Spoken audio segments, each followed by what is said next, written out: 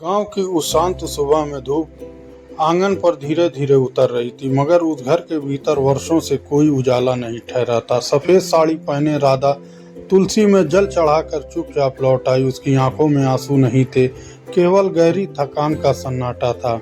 लोग कहते थे समय हर घाव भर देता है, लेकिन कुछ घाव समय के साथ और गहरे हो जाते हैं। राधा भी मुस्कुराना भूल चुकी थी। उसने जीना नहीं छोड़ा था, बस अपने लिए जीना छोड़ दिया था। सुबह से शाम तक वह घर के सारे काम करती रहती, सबकी ज़रूरतें पूरी करते, फिर भी कोई उसका हाल नहीं पूछता। घर वालों को उसकी मेहनत दिखाई देती थी, लेकिन उसके भीतर का अकेलापन कभी दिखाई नहीं देता था। गांव की औरतें उसे देखकर धीरे धीरे बात करने लगी। कुछ लोग दया दिखाते, कुछ लोग ताने दे जाते। राधा हर बात सुनकर भी अनसुनी कर देती, क्योंकि जवाब देने की ताकत उससे बहुत पहले छिन चुकी थी। उसका एक छोटा बेटा था जिसका नाम मोहन था। उसी की हंसी राधा की सांसों का सहारा बनी हुई थी। जब वह माँ कहकर गले लग जाता, तब राधा को लगता अभी सब कुछ समाप्त नहीं हुआ। मोहन अक्सर एक ही बात पूछा करता था, माँ क्या तुम भी हंसती क्यों नहीं हो? राधा उसके सिर पर हाथ फेर देती, बेटा कुछ मुस्कानें भगवान अपने पास रख लेते हैं। मोहन मासूमियत से फिर पूछता, तो मैं बड़ा होकर भगवान से तुम्हारी मुस्कान वापस मांगूंगा। राधा उस मासूम उत्तर पर मुस्कुरा तो देती, लेकिन उसी मुस्कान के पीछे दर्द और गहरा हो जाता। एक दिन गांव में नया पुस्तकालय खुला। गांव के बच्चों को वहां निःशुल्क पढ़ाया जाने लगा। मोहन भी रोज वहां जाने लगा। राधा उसे छोड़ने और लेने आने लगी। वहीं उसकी पहली मुलाकात अरुण से हुई। अरुण पुस्तकालय संभालता था और बच्चों को पढ़ाता था। उसकी आंखों में अपनापन था, बातों में किसी तरह का दिखावा नहीं था। पहले दिन उसने केवल इतना कहा, बहन आपका बेटा बहुत समझदार है। राधा ने सर झुकाकर धन्यवाद कहा, फिर बिना रुके वापस लौट आई। अरुण ने कभी उससे बेवजह बात करने की कोशिश नहीं की, वह केवल मोहन की पढ़ाई की बातें करता। राधा को यह बात अलग लगी, क्योंकि लोग अक्सर उसके अतीत में झांकने लगते थे। दिन बीतते गए और मुलाकातें बढ़ती गई। मोहन अब पढ़ाई में और आगे बढ़ने लगा। राधा के चेहरे पर हल्की मुस्कान लौटने लगी, हालांकि उसे उसका एहसास नहीं था। एक शाम मोहन ने अचानक पूछा, माँ अरुण जी इतने अच्छे क्यों हैं? राधा ने शांत स्वर में उत्तर दिया, अच्छे लोग बिना कारण भी अच्छे होते हैं बेटा। मोहन फिर बोला, जब तुम उनसे बात करती हो तब तुम थोड़ा हंसती हो। यह सुनकर राधा कुछ पल बिल्कुल चुप रह गई। उसे लगा जैसे किसी ने उसके मन का दरवाज़ा देख लिया हो। उस रात बहुत दिनों बाद उसे नींद नहीं आई। वह बार बार अपने मन से एक ही प्रश्न करती रही, क्या सचमुच उसके जीवन में फिर कोई उजाला आ सकता है, या यह केवल एक क्षणिक भ्रम है? अगले दिन वह पुस्तकालय नहीं गई। मोहन अकेला ही चला गया। शाम को अरुण स्वयं उनके घर नहीं आया। उसने केवल मोहन के हाथ एक छोटी पुस्तक भेज दी। उस पुस्तक के पहले पन्ने पर केवल एक पंक्ति लिखी थी, सम्मान से बड़ा कोई उपहार इस संसार में नहीं होता। राधा उस पंक्ति को देर तक पढ़ती रही। उसे पहली बार लगा किसी ने उसे समझने की कोशिश की है, बिना उसके घाव पूरे दे, बिना दया दिखाए। वह कभी कभी पुस्तकालय में कुछ देर बैठ जाती, बच्चों को पढ़ते हुए देखती रहती। अरुण सब बच्चों के साथ समान व्यवहार करता। उसकी आंखों में किसी के लिए भेदभाव नहीं था। एक दिन गांव की कुछ औरतों ने ताना मार दिया, अब तो सफ़ेद साड़ी में भी मुस्कान लौट आई है। राधा ने कुछ नहीं कहा, वह चुपचाप वहां से चली आई। लेकिन उस दिन पहली बार उसकी चुप्पी उसे भारी लगी। उसे लगा जैसे लोग उसके जीने का अधिकार भी छीन लेना चाहते हैं। उसने आईने में खुद को देखा और धीरे से अपनी ही आंखों से पूछ बैठी, क्या मुझे खुश होने का अधिकार नहीं? उस प्रश्न का उत्तर किसी के पास नहीं था, लेकिन उसी शाम अरुण ने बिना कुछ जाने एक बात कही, दूसरों की सोच कभी किसी की तकदीर नहीं लिख सकती। राधा ने उसकी ओर देखा, उसकी आंखें भर आई। अगर पूरी दुनिया किसी को गलत समझे तब भी, अरुण ने शांत स्वर में कहा, सच को दुनिया की मोहर की आवश्यकता नहीं होती। उस दिन के बाद राधा के मन में विश्वास का एक छोटा दीपक जल उठा। अब पहले जैसी टूटी हुई नहीं रही, लेकिन उसे अभी भी अपने कदमों पर भरोसा नहीं था। उसे डर था कहीं यह खुशी फिर उससे छिन न जाए। कुछ दिनों बाद गांव में एक बड़ा धार्मिक आयोजन रखा गया। सभी परिवारों को आमंत्रित किया गया। राधा भी मोहन के साथ वहां पहुंची। लोग उसे देखकर फिर धीमे स्वर में बातें करने लगे। उसी भीड़ में गांव का एक प्रभावशाली आदमी खड़ा था जिसकी बात लोग बिना सोचे मान लिया करते थे। उसने मुस्कुराते हुए ऊंची आवाज में कहा, कुछ लोग उम्र के साथ नहीं बदलते, उन्हें बस नया सहारा चाहिए होता है। भीड़ में हल्की हंसी फैल गई। राधा का चेहरा अपमान से झुक गया। उसके कदम वापस मुड़ने लगे, लेकिन तभी किसी ने दृढ़ स्वर में कहा, उस हंसी को रोक दिया।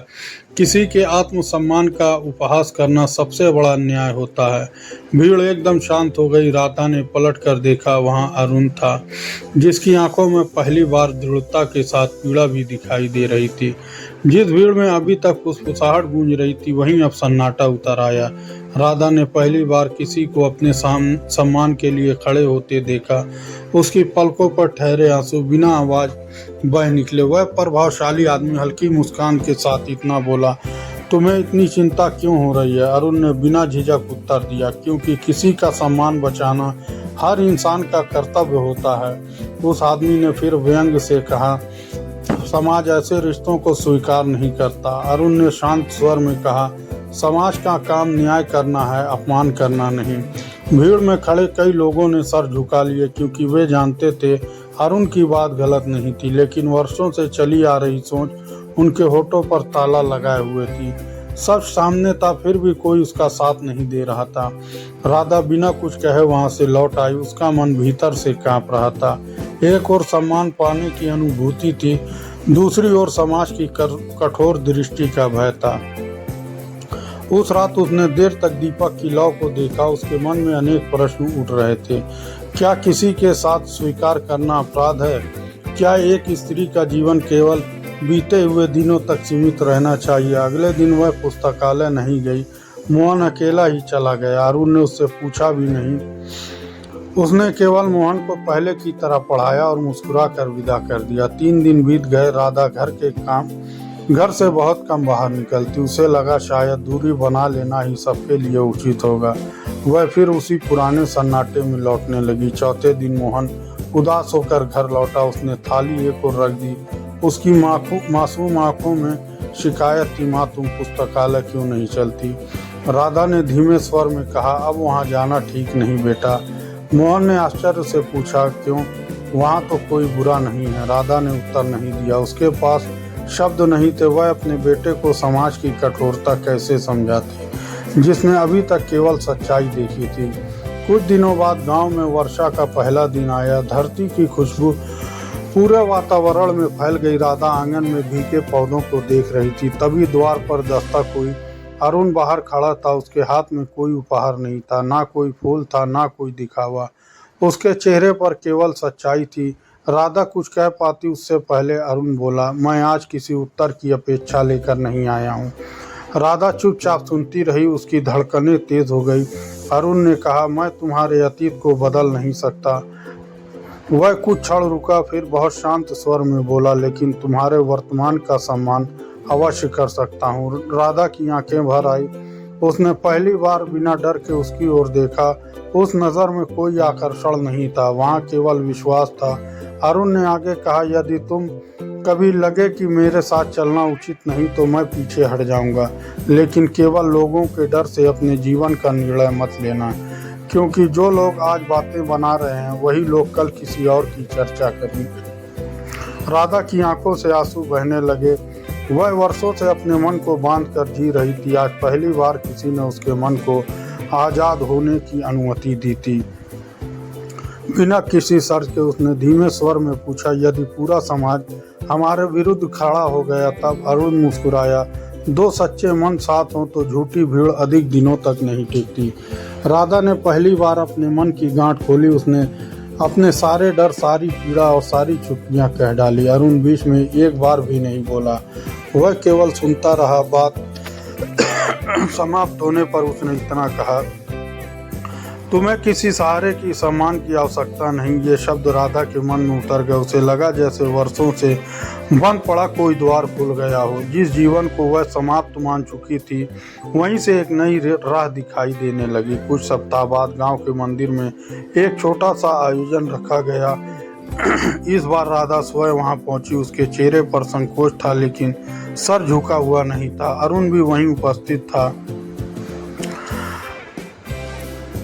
कुछ ताने भी दिए लेकिन इस बार कई लोग राधा के पक्ष में भी खड़े हो गए क्योंकि सच धीरे धीरे लोगों के मन तक पहुंच चुका था। उसी भीड़ में वह प्रभावशाली आदमी भी खड़ा था। उसने सबको अपनी ओर देखते हुए पाया। आज उसकी बातें सुनने वाला कोई नहीं था। उसे पहली बार अपने व्यवहार पर पछतावा हुआ। वह राधा के पास आया। उसने धीमे स्वर में कहा, मैंने तुम्हें बहुत गलत समझा। मुझे अपने शब्दों पर शर्म है। राधा ने उसकी ओर देखा। उसकी आंखों में अब क्रोध नहीं था। समय उसके भीतर क्षमा का स्थान बना दिया था लेकिन उसने अपने आत्मसम्मान से कोई समझौता नहीं किया। वह मुस्कुराकर बोली, क्षमा करना आसान है, अपमान भूलना कठिन होता है। फिर भी मैं अपने मन का बोझ नहीं देना चाहती। उस दिन के बाद राधा ने कभी सफ़ेद साड़ी को अपनी मजबूरी नहीं माना और रंगीन साड़ी को अपनी जीत नहीं समझा। उसने जाना कि जीवन का सबसे सुंदर रंग आत्मविश्वास होता है। जो मन में बस जाए वही सच्चा श्रृंगार बन जाता। मोहन अब पहले से अधिक हंसने लगा था। उसकी आंखों में खुशी के आंसू चमक रहे थे। उसने आसमान की तरफ देखा मानो जीवन को पहली बार पूरे मन से धन्यवाद कह रही हो। समापन संदेश। सच्चा प्रेम वही है जो किसी का अतीत नहीं उसका सम्मान स्वीकार करे। आत्मसम्मान से किया गया हर निर्णय कठिन अवश्य होता है और अंततः वही जीवन को सबसे सुंदर बना देता है।